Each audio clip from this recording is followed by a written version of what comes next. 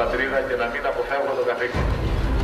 Όσο βαρύ και δύσκολο και αν είναι, όπως έκανα όλα αυτά τα χρόνια.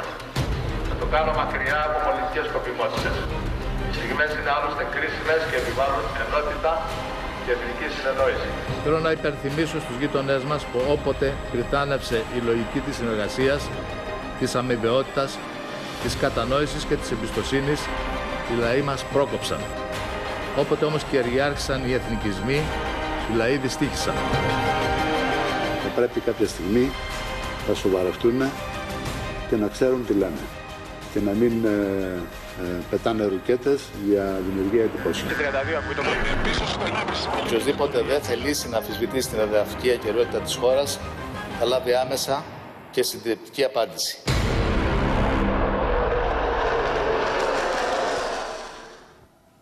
Βρισκόμαστε στο στούντιο του Open Mind και έχουμε τη χαρά να καλωσορίσουμε απόψε τον Υπουργό Εθνικής Άμυνας, τον Ναύαρχο Ευάγγελο Αποστολάκη. Κύριε Αποστολάκη, καλώς ήρθατε. Καλησπέρα. Και είδαμε έτσι κάποιες στιγμές που σας χαρακτηρίζουν και κυρίως τις πρώτες σκηνές που είδαμε, που αφορούν μια επιχειρησιακή δράση ενός εν ενεργεία ανθρώπου του πολεμικού μας ναυτικού. Και ήθελα να σας ρωτήσω αμέσως, παραφράζοντας λίγο τον Εγκονόπουλο, τι δουλειά έχει ένας Ιδραίος στη Λάρισα, τι δουλειά έχει ένας Σοϊκάς, ένα Βατράχι όπως σας είπανε, με τη δικιά σας δράση στο ναυτικό και τη δικιά σας πορεία σε μια πολιτική θέση και μάλιστα σε μια κρίσιμη συγκυρία. Όπως ξέρετε και όπως φαίνεται, το ένα δεν αποκλείει το άλλο. Το γεγονός ότι σε όλη μου τη ζωή ασχολιόμουν με αυτά τα θέματα και αφού μπορούσα να το κάνω, το έκανα και για λόγους και δικιάς μου ικανοποίησης, αλλά πιο πολύ και για το προσωπικό. Γιατί εγώ δεν θυμάμαι ποτέ να είχαμε διοικητές οι οποίοι να πέφτανε μαζί μας ή αρχηγούς. Νομίζω... Ταιριάζουν αυτά τα δύο. Η πολιτική θέλει ισορροπίες, ευελιξία, την τέχνη του εφικτού.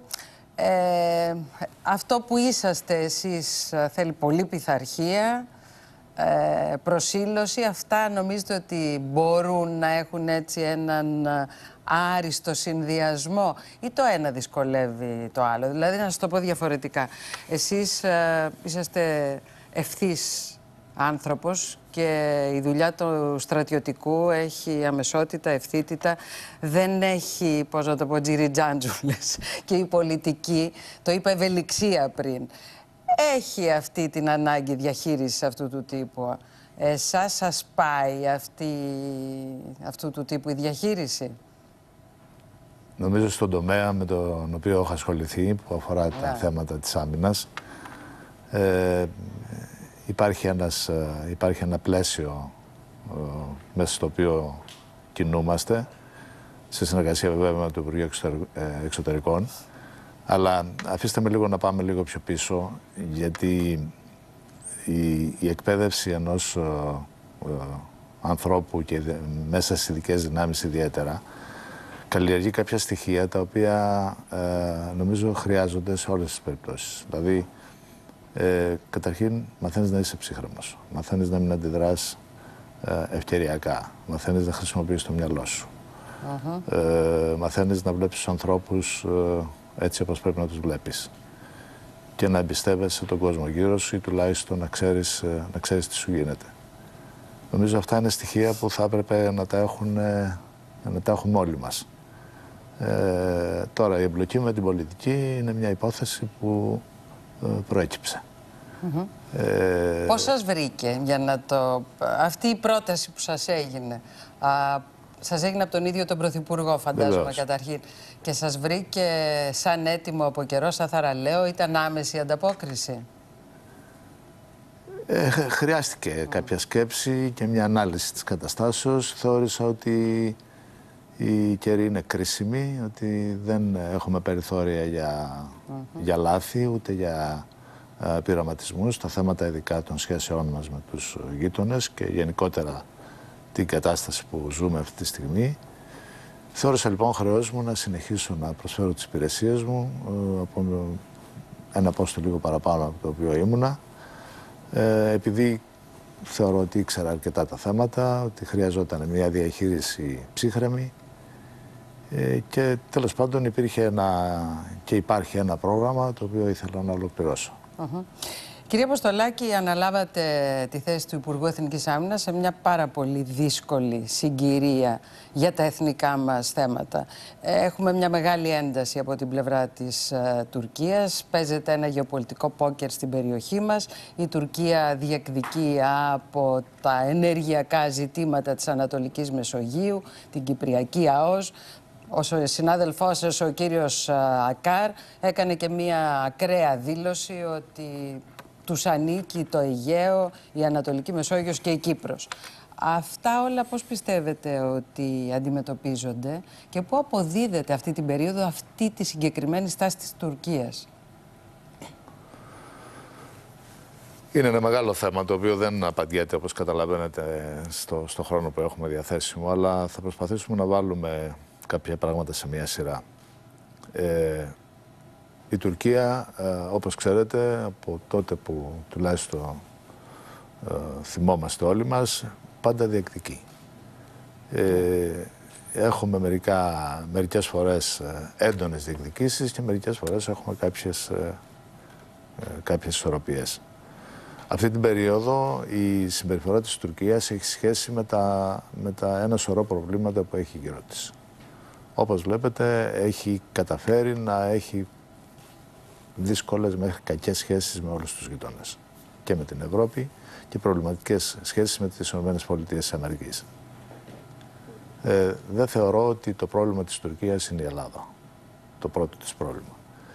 Διατηρεί όμως τις διεκδικήσεις της στο ακέραιο και προσπαθεί να δείχνει ότι δεν κάνει πίσω σε τίποτα από όλα αυτά. Όπως βλέπετε, είναι για ένα θέμα εσωτερικής πολιτικής, το οποίο δεν είναι ο μόνος λόγος για τον οποίο συμπεριφέρεται έτσι, αλλά είναι ένας πολύ σοβαρός λόγος. Επειδή συνεργάζεται αυτή τη στιγμή ο Ερντογκάν και η κυβέρνηση του κ. Ερντογκάν με ένα ακροδεξιό κόμμα, θα πρέπει να δείχνει ότι υπάρχει μια σύμπνοια και μια συμφωνία στην ιδεολογία, οπότε τους τροφοδοτεί με ενέργειες και διακηρύξεις. Θεωρείτε ότι αυτή την περίοδο, ακριβώς αυτά που μας λέτε, δημιουργούν μεγαλύτερη επικινδυνότητα για μας από την πλευρά της Τουρκίας, έστω και ως τυχαίο πιθανό περιστατικό? Ή θεωρείτε ότι είναι η συνέχεια μιας γενικότερα προκλητικής στάσης χωρίς αντίκρισμα στην πραγματικότητα? Δεν θεωρώ ότι υπάρχει κάποια παραπάνω επικινδυνότητα. Θεωρώ όμως ότι όλα αυτά τα θέματα των σχέσεων με την Τουρκία απαιτούν μια πολύ μεγάλη προσοχή, θέλουν ψυχραιμία, να ξέρουμε ακριβώς τι γίνεται, γιατί γίνονται αυτά τα πράγματα και να μην είμαστε εμείς αυτοί που θα ρίχνουμε λάδι στη φωτιά, γιατί πλέον έχουμε αρκετή εμπειρία από την νεότερη ιστορία να καταλάβουμε πώς πρέπει να τους διαχειριστούμε. Όλες αυτές οι αξιώσεις και διακηρύξεις, αν θα δείτε, δεν έχουν καμία νομική στήριξη. Θέλω να πάμε λίγο πίσω, κάποιους μήνες πιο πίσω. Δεν ήσασταν ακόμη Υπουργός Εθνικής Άμυνας. Ως αρχηγός ΓΕΘΑ είχατε κάνει μία δήλωση, η οποία πραγματικά ήταν αυτό που λέμε τσεκουράτη δήλωση, και ομολογώ ότι μας έκανε όλους να σταθούμε και να αναρωτηθούμε τι υπάρχει πίσω από αυτή. Είχατε πει ότι αν οι Τούρκοι ανέβουν σε βραχονησίδα θα την ισοπεδώσουμε. Θέλω να μου πείτε τι υπήρχε πίσω από αυτό, γιατί το είπατε και πώς το εννοούσατε. Και διευκρινίσατε κιόλας ότι αυτή είναι μια κόκκινη γραμμή στην οποία είναι σύμφωνη και η ελληνική κυβέρνηση. Για να το πείτε αυτό ως αρχηγός ΓΕΘΑ, θέλω να μάθω, ό,τι μπορείτε να μου πείτε, για ποιο λόγο το είπατε και πώς το εννοούσατε. Δεν θα σας πω τι υπήρχε, γιατί το να κάνουμε μια ανάλυση του τι υπήρχε δεν έχει πλέον αξία. Όμως θα σας εξηγήσω κάτι.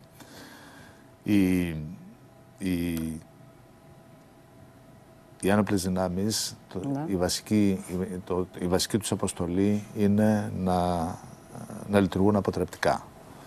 Όπως έχω ξαναπεί, το θέμα δεν είναι να φτάσει σε μια κλιμάκωση και να την διαχειριστείς. Το θέμα είναι να μην φτάσει σε αυτή την κλιμάκωση, να μην γίνει κάποιο επεισόδιο. Οι ένοπλες δυνάμεις όμως για να λειτουργήσουν αποτρεπτικά πρέπει να έχουν δύο πράγματα. Το ένα είναι να έχουν πραγματική ισχύ και το δεύτερο είναι να υπάρχει η βούληση να χρησιμοποιηθούν. Πρέπει λοιπόν σε κάποια φάση να ξεκαθαρίσουμε ότι αυτό που λέμε και αυτό που θα χρειαστεί να γίνει θα το κάνουμε. Μερικές φορές υπάρχει περίπτωση κάποιος να θέλει να δοκιμάσει τις δυνατότητές μας και τη βούλησή μας και τις αντοχές μας. Εκεί, λοιπόν... Εδώ να εικάσω ότι εκείνη την περίοδο, πριν πείτε αυτή τη φράση, η Τουρκία δοκίμαζε με κάποιο τρόπο τις αντοχές μας, έχουν γραφτεί αρκετά πράγματα.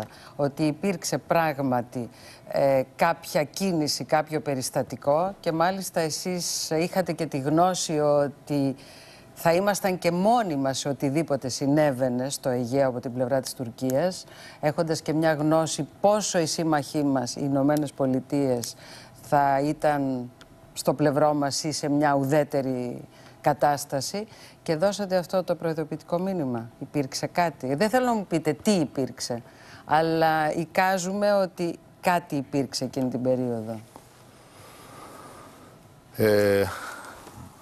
Γιατί είπατε και κάτι άλλο. Είπατε ότι αν φτάσουμε να πολεμήσουμε θα είμαστε μόνοι μας. Δεν θα σας πω τι υπήρξε, δεν υπήρξε, γιατί δεν υπάρχει λόγος να ερχόμαστε σε γεγονότα τα οποία πιο πολύ θα δημιουργούσαν άλλες εντυπώσεις παρά έχουν κάποια αξία. Η δήλωση αυτή έγινε σε μια συζήτηση, σε μια συνάντηση που είχαμε τους δημοσιογράφους και έπεσε η ερώτηση: υπάρχουν κόκκινες γραμμές? Και ποια είναι η κόκκινη γραμμή? Στην περίπτωση που θα ανέβουν σε μια βροχονισίδα, τι θα κάνετε?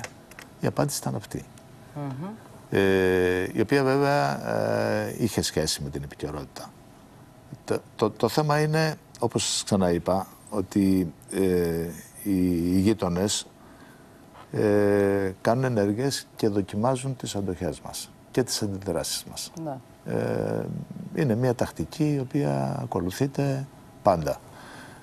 Αν οι αντιδράσεις μας είναι ήπιες, πάμε λίγο παρακάτω. Επομένως κάπου αυτό πρέπει να σταματάει. Πρέπει να φαίνεται ότι ναι μεν δεν θέλουμε να ξεκινήσουμε μια διαμάχη με τους Τούρκους, ούτε να μπούμε σε πόλεμο από τη μία μεριά, αλλά δεν έχουμε και πρόθεση να ανεχτούμε πράγματα τα οποία παραβιάζουν τα κυριαρχικά μας δικαιώματα και την...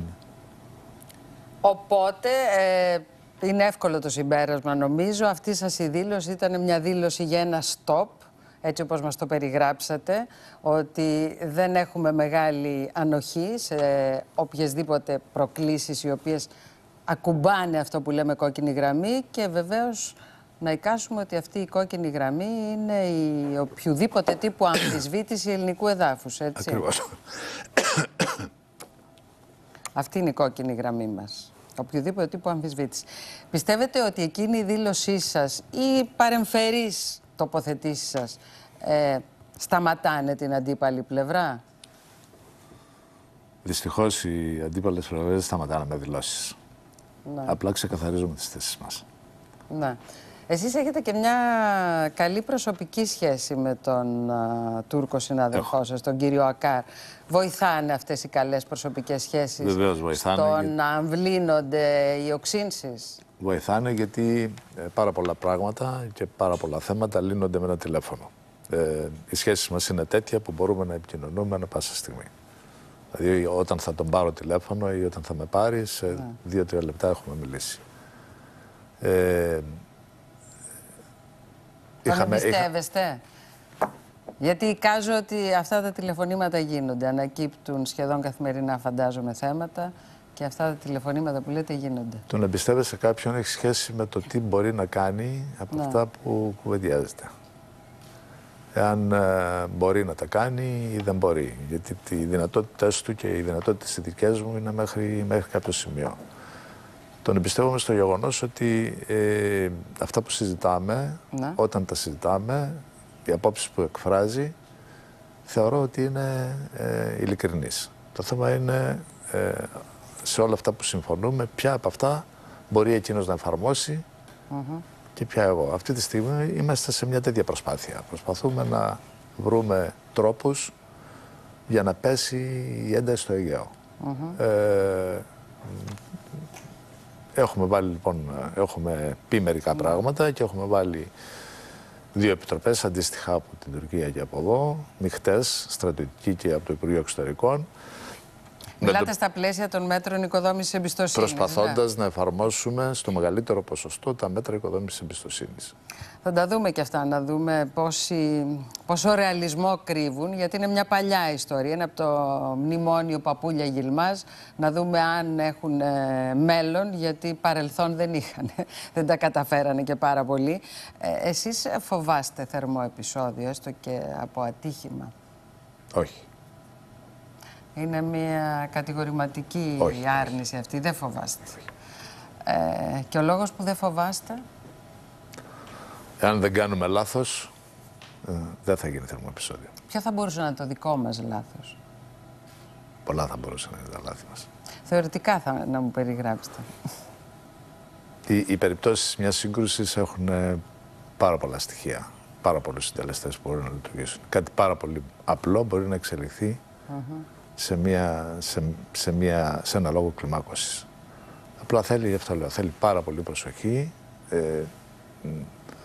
Δεν είναι εύκολο να γίνει σύγκρουση εάν δεν κάνει λάθος κάποιος από τους δύο. Ή τουλάχιστον δεν κάνει σκόπιμες ενέργειες που να οδηγούν εκεί. Ξέρετε γιατί σας κάνω αυτές τις ερωτήσεις? Γιατί για πολλά χρόνια, τις προηγούμενες 2 δεκαετίες, 3, ζούσαμε με την περίπου βεβαιότητα ότι οι Τούρκοι κάνουν προκλήσεις, αυτή είναι η πολιτική τους, πολιτική των προκλήσεων, αλλά τελικά δεν θα συμβεί κάτι.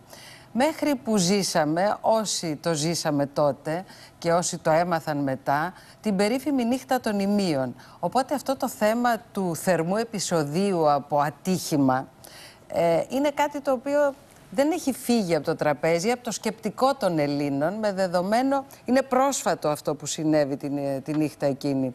Γι' αυτό σας κάνω αυτή την ερώτηση, αν τώρα το φοβάστε ή ποιο μπορεί να είναι το περιβάλλον μες στο οποίο μπορεί κάτι τέτοιο να οδηγήσει σε ένα ακόμη τέτοιο, όπως το λέμε, θερμό επεισόδιο, ατύχημα. Η ανησυχία ξεκινάει από το γεγονός ότι η Τουρκία είναι σε δύσκολη κατάσταση. Μερικές φορές φτάνει σε αδιέξοδα και οι θεωρίες λένε ότι μπορεί να κάνει εξαγωγή της κρίσεως. Οι πιθανότητες να προκύψει κάτι τέτοιο, κατά την άποψή μου, είναι πάρα πολύ λίγες, χωρίς βέβαια να αποκλείεται τίποτα, έτσι. Αλλά αυτή τη στιγμή μιλάμε με πιθανότητες. Οι πιθανότητες είναι πάρα πολύ λίγες. Και όπως σας είπα και προηγουμένως, αυτή τη στιγμή το πρόβλημα της Τουρκίας δεν είναι η Ελλάδα. Αν τα βάλουμε σε μια σειρά προτεραιότητας, τα προβλήματά της είναι αλλού. Η σχέση βέβαια της Τουρκίας με τους Αμερικάνους είναι κάτι το οποίο είναι σημαντικό. Είναι ένα άλλο θέμα αυτό. Αυτή η όξυνση και η αρνητική εξέλιξη των σχέσεων των ΗΠΑ με την Τουρκία αυτή την περίοδο, πιστεύετε ότι θα οδηγήσει σε μια τελική αρνητική έκβαση? Γιατί έχουμε δει πάρα πολλές φορές, οι γεωπολιτικοί παράγοντες είναι πολύ σημαντικοί και για τις ΗΠΑ στην περιοχή μας, ότι τελικά η Τουρκία με κάποιο τρόπο καταφέρνει και ισορροπεί τις καταστάσεις και ισορροπία ανάμεσα στις μεγάλες δυνάμεις.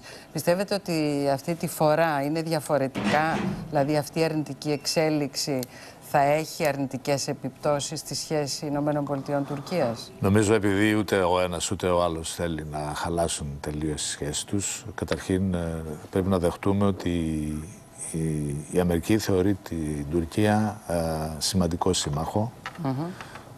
Για πολλούς και διαφόρους λόγους και θα προσπαθήσει με κάθε τρόπο να μην διαρρήξει τελείως τις σχέσεις της. Θεωρώ λοιπόν ότι οι πιθανότητες να βρεθεί κάποια λύση είναι περισσότερες από το να υπάρξει ρήξη. Το θέμα είναι πόσο χρόνο θα κάνει αυτό και πόσο θα τραβήξει όλη αυτή η διελκυστίδα, η οποία όσο διαρκεί είναι θέμα. Αυτό έχει να κάνει και με την αναβάθμιση της δικιάς μας σχέσης στρατηγικά με τις ΗΠΑ, γιατί βλέπουμε ότι υπάρχει ένα τέτοιο κλίμα και μια τέτοια δυνατότητα, ή στο τέλος θα μείνουμε πάλι λέγοντας ότι εμείς είμαστε οι φτωχοί συγγενείς της περιοχής μας? Όχι, και σε ποιο επίπεδο μπορεί να γίνει αυτή η αναβάθμιση? Πιστεύω ότι εκ των πραγμάτων, όταν οι σχέσεις της Αμερικής με την Τουρκία περνάνε κρίση και αρχίζουν κάποια πράγματα να μπαίνουν σε ένα μονόδρομο, δηλαδή όσο και να αποκατασταθούν οι σχέσεις τους, θα υπάρχει πάντα ένα θέμα, δεν θα φτάσουν στα προηγούμενα επίπεδα. Αυτή είναι η μία πλευρά. Η άλλη πλευρά είναι ότι η Ελλάδα τα τελευταία χρόνια, μάλλον στην νεότερη ιστορία της, έχει δείξει ότι είναι μια αξιόπιστη χώρα. Προσπαθεί να διατηρήσει ισορροπίες στην περιοχή. Έχει εξαιρετικές σχέσεις με όλους τους γειτονές και με όλα τα κράτη. Παίζει μονίμως το ρόλο του διαμεσολαβητή στα θέματα της εξωτερικής πολιτικής. Επομένως, από μόνο του έχει έρθει να φαίνεται ότι η Ελλάδα είναι μια εναλλακτική λύση. Μπορεί να υπάρχει και μια αναβάθμιση σε στρατιωτική συνεργασία με τις ΗΠΑ. Η αναβάθμιση είναι ότι έχει αυξηθεί η παρουσία των ΗΠΑ στην Ελλάδα, δίνοντάς τους κάποιες διευκολύνσεις στις ήδη υφιστάμενες στρατιωτικές βάσεις, προκειμένου να έχουμε αυξημένη παρουσία. Αυτό είναι... Κύριε Αποστολάκη, έχετε πει ότι σας ανησυχεί η υπόθεση των S-400.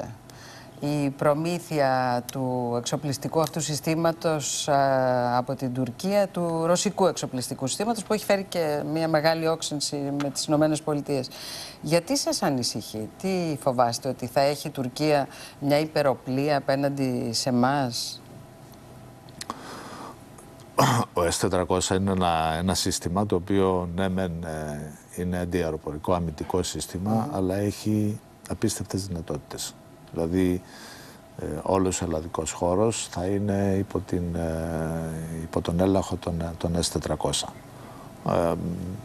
Δεν μου αρέσει σαν Υπουργός Εθνικής Άμυνας να ξέρω ότι έχω μία ομπρέλα η οποία είναι μερικά βήματα πιο μπροστά από μένα. Θεωρώ ότι για μένα ότι είναι μία επιπρόσθετη απειλή. Επομένως... Σας ανησυχεί, είναι πολύ σημαντικό αυτό που λέτε.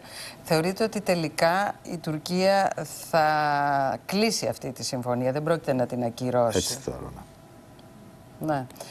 Εμείς, σε αυτή την ομπρέλα που λέτε, η οποία σας ανησυχεί, την ομπρέλα πάνω από τη χώρα μας δηλαδή που θα έχει η Τουρκία, θα μπορούσαμε να την αντιμετωπίσουμε με αντίστοιχα εξοπλιστικά συστήματα, ή θα είμαστε άοπλοι σε αυτό, άρα πιο ευάλωτοι και στη διπλωματική διαχείριση του πράγματος? Καταρχήν, η προμήθεια των S-400 και η ενδεχόμενη προμήθεια των F-35 από την Τουρκία αλλάζει τελείως τα δεδομένα στον έλεγχο του εναέριου χώρου. Εμείς για να μπορέσουμε να έρθουμε σε μια ισορροπία ισχύως, θα πρέπει να κάνουμε μερικά πράγματα. Εκτός από το ότι πρέπει να μπούμε στην προμήθεια του καινούριου αεροσκάφους, που δεν ξέρω αν θα είναι το F-35 ή κάποιο άλλο, θα πρέπει να αναβαθμίσουμε το σύστημα της αεροάμυνάς μας. Δηλαδή θα πρέπει να μπούμε σε καινούργια συστήματα εγκαίρου προειδοποιήσεως, σε καινούργια βλήματα, δηλαδή σε κάτι αντίστοιχο με τους S-400.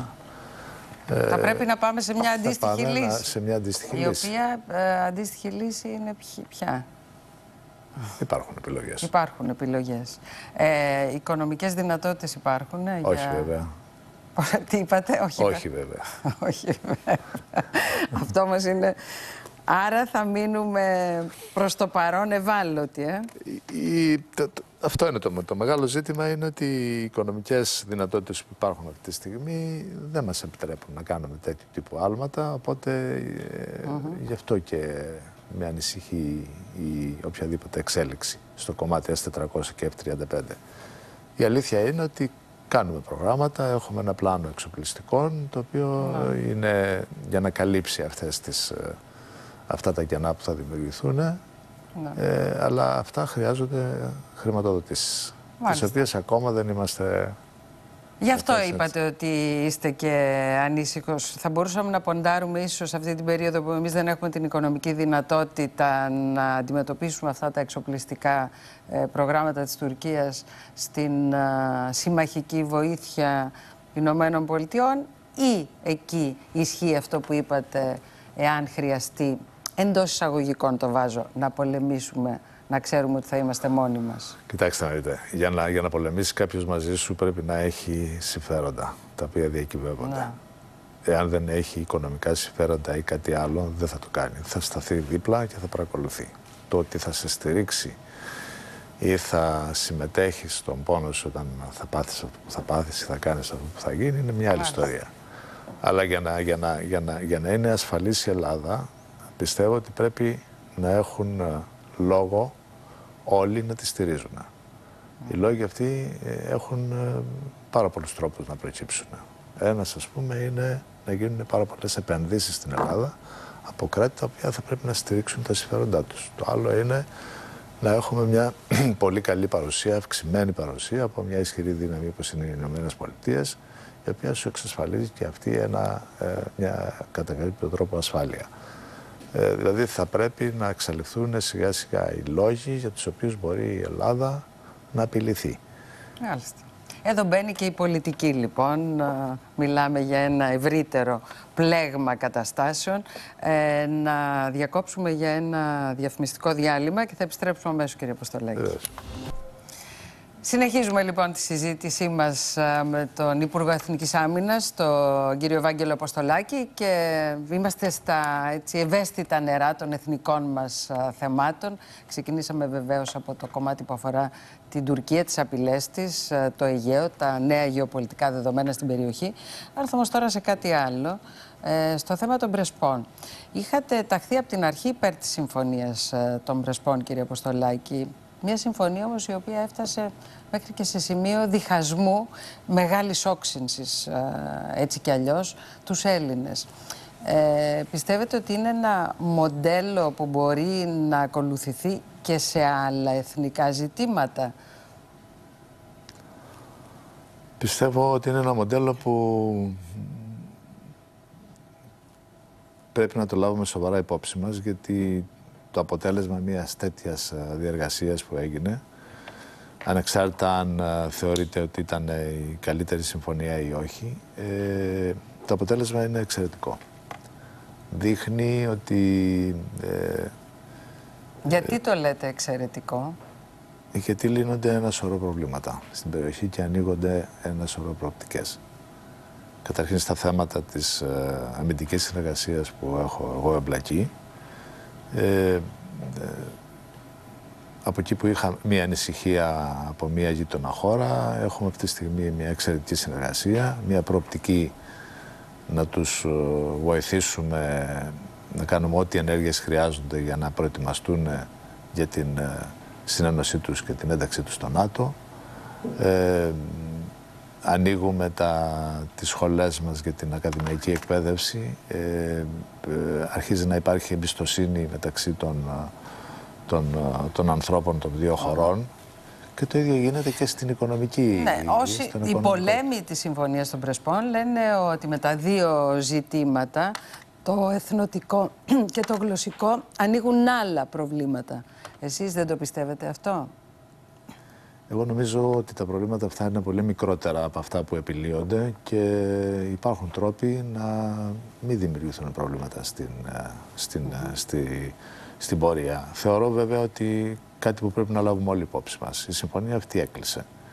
Έχουμε λοιπόν δύο επιλογές. Ή να συνεχίσουμε να την πολεμάμε και να δηλητηριάζουμε τον κόσμο με διάφορες τέτοιες ανησυχίες, ή να κοιτάξουμε να την αξιοποιήσουμε και να έχουμε τα καλύτερα δυνατά αποτελέσματα. Η άποψή μου είναι το δεύτερο.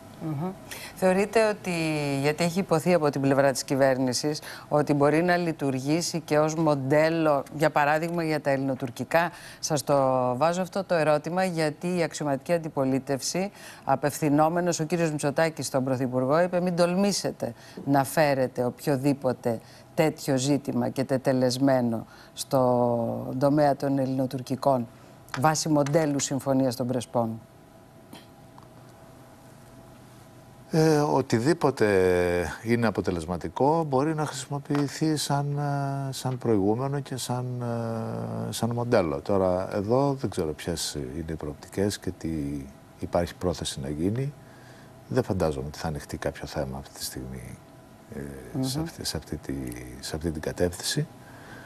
Αλλά έτσι κι αλλιώς κάποιος πρέπει να σκέφτεται ότι δεν μπορεί τα προβλήματα να τα αφήνεις να διαιωνίζονται, γιατί όσο περνάει ο χρόνος τα προβλήματα γίνονται δυσκολότερα να επιληθούν. Δηλαδή όταν υπάρχει ένα πρόβλημα πάντα ψάχνεις να βρεις έναν τρόπο πώς θα το λύσεις και εκτιμάς πότε είναι και η καλύτερη ευκαιρία να γίνει αυτό.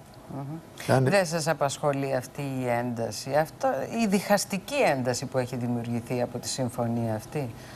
Δεν θεωρείτε ότι τα εθνικά θέματα θα πρέπει να είναι κάτω από μια ομπρέλα ηρεμίας και συνένεσης?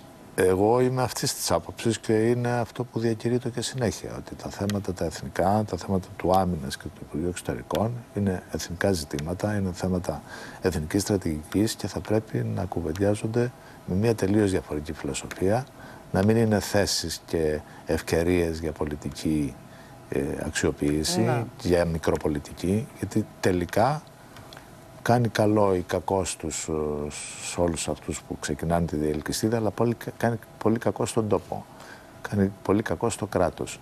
Και το χειρότερο απ' όλα είναι ότι εάν υπάρχει συμφωνία και οι αποφάσεις βγαίνουν μετά από κάποια συνεργασία, όλοι είναι υποχρεωμένοι να τις ακολουθήσουν και οποιαδήποτε κυβέρνηση έρθει στο μέλλον. Πιστεύετε δηλαδή ότι θα έπρεπε να έχει ακολουθηθεί ένας άλλος τρόπος συνεννόησης με όλο το πολιτικό φάσμα? Θα έπρεπε ίσως να έχουν καθίσει όλοι σε ένα τραπέζι ευθύς εξ αρχής? Νομίζω ευκαιρίες δοθήκανε για να καθίσουν σε ένα τραπέζι. Δεν θέλανε να καθίσουν κάποιοι. Στο ανώτατο δυνατό τραπέζι. Το λέω σχηματικά, πολιτική αρχηγή στον πρόεδρο της Δημοκρατίας. Πιστεύετε ότι δεν θα ήταν πιο αποτελεσματικό ή πιστεύετε ότι θα ήταν λιγότερο αποτελεσματικό? Πιστεύω κατά τη διάρκεια της διαπραγμάτευσης ότι κάποιος πρέπει να αναλάβει και να κάνει τη διαπραγμάτευση. Όταν έχεις πάρα πολλούς εμπλεκόμενους, το αποτέλεσμα δεν είναι και σίγουρο ότι θα είναι καλό. Το πλαίσιο όμως της διαπραγμάτευσης πρέπει να τεθεί και να συμφωνηθεί. Κύριε Αποστολάκη, βρίσκεστε τώρα στην κεντρική πολιτική σκηνή.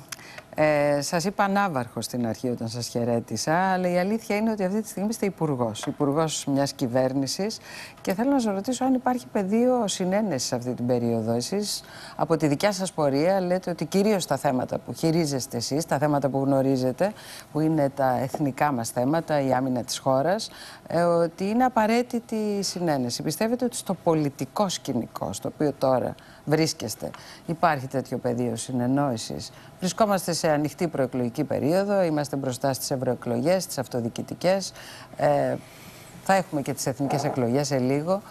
Πώς το βλέπετε? Το κλίμα είναι τέτοιο ώστε να οδηγήσει στην επόμενη φάση σε περισσότερες συνενέσεις?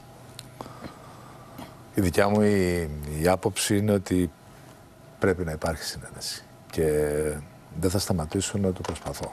Ναι. Σε ό,τι με αφορά, έχω ξεκινήσει και έχω καλέσει όλους τους εκπροσώπους των κομμάτων και τους έχω κάνει ενημέρωση για τα θέματα του άμυνας. Είναι ένα καλό ξεκίνημα, γιατί δεν ξαφνιάζεται κανείς. Ακόμα και κάποιες σοβαρές τροπολογίες που έχουμε να φέρουμε στη Βουλή, ακόμα και για αυτές, πριν φτάσουν στη Βουλή θα τους καλέσω και θα τους ενημερώσω.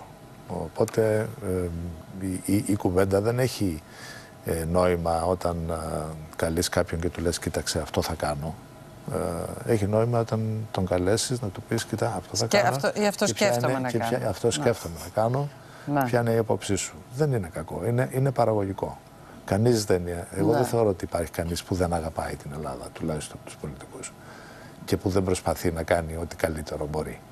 Το θέμα είναι ότι πρέπει να ξεφύγουμε από τον πειρασμό αυτά τα θέματα τα οποία, επειδή ακούγονται με πολύ προσοχή από όλους τους Έλληνες, να τα χρησιμοποιούμε για να κάνουμε κουβέντες οι οποίες δεν είναι παραγωγικές. Θα ξαναγυρίσω στο θέμα του κλίματος του πολιτικού, γιατί πάμε σε προεκλογική αντιπαράθεση με αρκετά μεγάλες οξύνσεις. Θέλω να σας ρωτήσω, εσείς δεχτήκατε με την υπουργοποίησή σας σφοδρότατα πειρά από την αξιωματική αντιπολίτευση. Ο ίδιος ο κύριος Μητσοτάκης στη Βουλή έκανε έντονη κριτική για την υπουργοποίησή σας, κάνοντας μάλιστα και ένα χαρακτηρισμό, ένα παραλληλισμό που ο Πρωθυπουργός τον χαρακτήρισε μεγάλο ατόπιμα, ότι είναι η πρώτη φορά που εν ενεργεία στρατιωτικός αναλαμβάνει το Υπουργείο Εθνικής Άμυνας μετά από τον επί Χούντας Παντιδάκη. Θέλω να μου πείτε πόσο ψύχρεμος μείνατε σε αυτό και τι θα απαντούσατε στον κύριο Μητσοτάκη, φεύγοντας από αυτή την κάλυψη της απόλυτης ψυχραιμίας. Όπως είδατε δεν απάντησα και δεν απάντησα συνειδητά. Θεωρώ ότι αυτά είναι αυτονόητα. Δηλαδή και ο τελευταίος Έλληνας καταλαβαίνει ότι τέτοιοι παραλληλισμοί δεν έχουν καμία σχέση με την πραγματικότητα και δεν βοηθάνε. Θεωρώ ότι ήταν ατόπιμα. Βέβαια, η ερμηνεία που δόθηκε στη συνέχεια προσπάθησε λίγο να εξομαλύνει τη θέση, αλλά θεωρώ ότι έμεινε. Έχετε πικρία γι' αυτό απέναντι στον κύριο Μητσοτάκη? Κοιτάξτε, όταν κάποιος σε προσβάλλει, δεν το ξεχνάς εύκολα. Ένας στρατιωτικός το ξεχνάει λιγότερο εύκολα? Ένας στρατιωτικός δεν το ξεχνάει ποτέ. Καλή απάντηση αυτή. Είμαστε σε προεκλογική περίοδο. Εσείς τώρα είστε υπουργός. Στις εθνικές εκλογές θα είστε υποψήφιος με το ΣΥΡΙΖΑ Νεϊκάσο, αφού είστε υπουργός της κυβέρνησης του κυρίου Τσίπρα. Το σκέφτεστε? Ναι. Δεν ξέρω. Εγώ ανέλαβα υπουργός για ένα συγκεκριμένο λόγο, για μια συγκεκριμένη κατάσταση. Δεν έχω αποφασίσει τι θα κάνω. Δεν ξέρω τι θα μου έρθει σαν πρόταση, αλλά δεν έχω αποφασίσει ακόμα. Ειλικρινά σας λέω. Και δεν μπορώ να πω τίποτα αυτή τη στιγμή. Δεν έχετε αποφασίσει. Είναι ανοιχτό όμως το θέμα. Είναι ανοιχτό. Θα μπορούσε να σας δούμε υποψήφιο, να μείνετε στην πολιτική. Μάλιστα. Θέλω να έρθω τώρα σε μερικά στοιχεία τα οποία σκιαγραφούν την προσωπικότητά σας. Βλέπαμε πριν από λίγο καιρό, πριν γίνετε υπουργός, ήσασταν ακόμα αρχηγός ΓΕΘΑ, όπου παρακολουθούσατε μία άσκηση στην οποία τελικά συμμετείχατε κι εσείς. Πέσατε με αλεξίπτωτο. Το είδαμε και στο αρχικό βίντεο πριν ξεκινήσει η εκπομπή. Θέλω να μου πείτε, αυτό δεν ήθιστε? Όχι. Πέστε μου, ποια είναι η ψυχολογία του αρχηγού ΓΕΘΑ και τώρα του Υπουργού Εθνικής Άμυνας? Θα το κάνετε και τώρα? Βεβαίως. Πέστε μου γιατί. Γιατί καταρχήν είναι κάτι που το κάνω πάρα πολλά χρόνια, είναι κάτι που το αγαπάω. Δεν το κάνω για λόγους επίδειξης, το κάνω πιο πολύ για να δείξω και στους μικρούς, τους ενστόλους, ότι υπάρχει καμιά ανησυχία, είναι απλά πράγματα και να τα κάνεις σωστά. Απλό πράγμα τώρα, αν με βάλετε εμένα να πέσω με αλεξίπτωτο, δεν είναι, αλλά τέλος πάντων. Ή και άλλους συναδέλφους σας που, εν πάση περιπτώσει, δεν είναι 25 ετών. Θα κάνατε και τις ίδιες δράσεις ως βατράχοι, ας πούμε? Θα συμμετείχατε και σε τέτοιες ασκήσεις? Εντάξει, οι ηλικίες σου βάζουν κάποια όρια στο τι μπορείς να κάνεις. Από ό,τι είδαμε το αλεξίπτωτο δεν σας βάλανε, γι' αυτό ρωτάω. Οπότε, εντάξει, δεν μπορείς να προκαλείς ούτε την τύχη σου, ούτε να κάνεις υπερβάσεις. Αλλά τέλος πάντων αυτό που είναι ασφαλές και αυτό που μπορείς να κάνεις, που και είναι ευχαρίστηση, αλλά παράλληλα δίνει και ένα μήνυμα στους υπολείπους ότι ξέρουμε τι κάνετε, ξέρουμε τι περνάτε, δεν παρακολουθούμε την ταλαιπωρία σας από τα γραφεία. Νομίζω αφήνει καλή αίσθηση. Οπότε μπορούμε να σας δούμε και ως υπουργό να συμμετέχετε. Αν τύχει μπορεί. Αυτό το παίρνω ως υπόσχεση. Θα μας καλέσετε και εμάς όμως να το δούμε από κοντά, γιατί θα έχει πολύ μεγάλο ενδιαφέρον. Κύριε Αποστολάκη, είστε κριτικός και αυτό λέει πάρα πολλά, αλλά γεννηθήκατε σε μια οικογένεια 10 παιδιά, είστε ο 10ος. Εγώ είμαι ο 10ος. Ναι.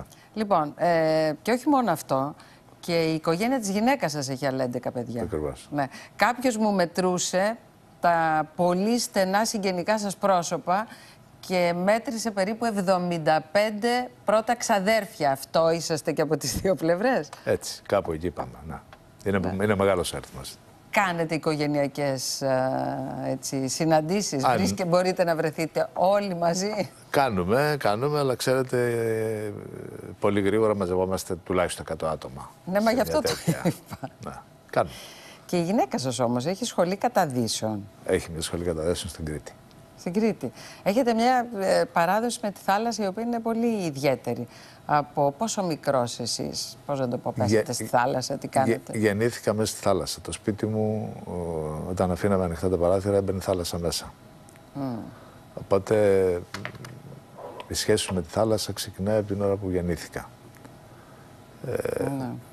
Μεγάλωσα, πάντα έβλεπα τη θάλασσα μπροστά μου, πάντα την αγαπούσα και ήξερα ότι ό,τι και να κάνω θα έχει σχέση με τη θάλασσα. Δηλαδή από πολύ νωρίς ξέρετε ότι θα κάνετε αυτό που κάνατε περίπου. Γιατί δεν πήγατε, ας πούμε, στο εμπορικό ναυτικό και πήγατε? Εάν αποτύχανα στο πολεμικό ναυτικό, θα πήγαινε στο εμπορικό ναυτικό. Θα πήγαινατε εκεί. Αλλά είχατε σκεφτεί ότι μπορεί και να αποτύχετε? Όχι. Ποτέ δεν σκέφτομαι ότι μπορεί να αποτύχω. Ναι, αυτό είναι καλή απάντηση για Υπουργό Εθνικής Άμυνας, γιατί το επόμενο ερώτημα θα ήταν, δηλαδή, σκέφτεστε ότι μπορεί να αποτύχετε και σε αυτό που έχετε αναλάβει τώρα? Όχι. Έχετε μια πολύ μεγάλη αυτοπεποίθηση ως χαρακτήρας. Ξέρω τις δυνατότητές μου, ξέρω τι πρέπει να, τι μπορώ να κάνω και αναλαμβάνω αυτά που μπορώ να κάνω. Ναι. Δεν ξεκινάω με την πιθανότητα της αποτυχίας. Ποια ήταν η πιο δύσκολη στιγμή στην καριέρα σας επιχειρησιακά? Πότε βιώσατε κάτι που ήταν πάρα πολύ δύσκολο? Υπάρχουν και πολλά διλήμματα, αποφάσεις που πρέπει να πάρει κανείς και φτάνοντάς το στο ακραίο σημείο, με στιγμιαίες ίσως αποφάσεις, μπορεί, όπως λέγατε και πριν, ή να προκαλέσεις ή να αποτρέψεις ακόμη και πόλεμο. Κοιτάξτε, ένας στρατιωτικός στο να παίρνει αποφάσεις καλλιεργείται από πάρα πολύ μικρός, αναλαμβάνοντας την ευθύνη και κάνοντας διοίκηση σε διάφορα στάδια.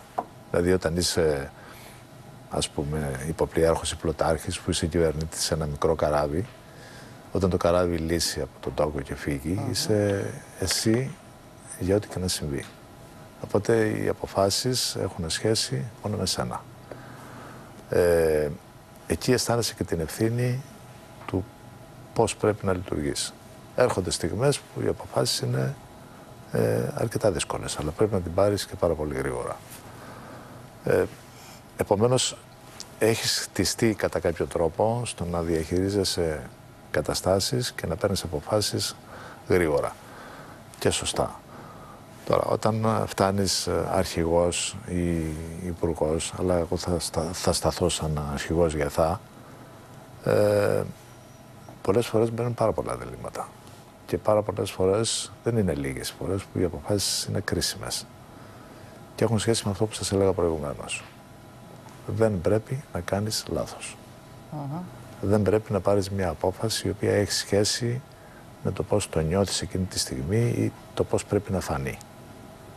Η απόφαση πρέπει να είναι ζυγιασμένη και σωστή. Και γρήγορη.